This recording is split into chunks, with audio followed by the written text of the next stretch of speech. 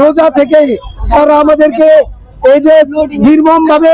ইফতারের এক ঘন্টা আগে যেভাবে লাঠিচার্জ করলো, আহত করলো আমার ভাইকে, আমাকে সবার 4-5 জনকে, এর চেয়ে ভালো আল্লাহ ইনশাল্লাহ এই 24 জুলাই বিপ্লবের পরে বাংলা মাটিতে দিবে ইনশাল্লাহ। ভাবে দাঁড়িয়ে থাকবো, তারপর রাস্তা ছেড়ে দিব এবং যে পদক্ষেপটা আসবে সেটা আমরা বাস্তবায়ন করবো। ইফতার যেহেতু আমরা বলেছিলাম 5টার সময় ছেড়ে দিব, কিন্তু কিছুক্ষণ পর পুলিশ যেভাবে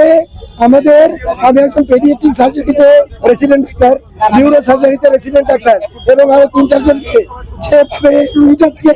কষ্ট করে আমাদেরকে লাঠিপেটা করা হলো, এর তীব্র জবাব ইনশাল্লাহ এই বাংলাদেশের ডাক্তার সমাজ লাস্ট পর্যন্ত ইনশাল্লাহ থেকে ছাড়বে ইনশাল্লাহ। তারা ভিতর থেকে আসার পর যে কঠোর কর্মসূচি দেয়, আমাদের জীবন দিয়ে হলেও এই 5 দফা বাস্তবায়ন করে ছাড়বো আমরা ইনশাল্লাহ। বাংলাদেশের বাকি ডাক্তার সমাজকে বলতে চাই, যারা এখনো ঘরে বসে আছেন, এই আমাদের উপর যে আজকে হামলা হলো,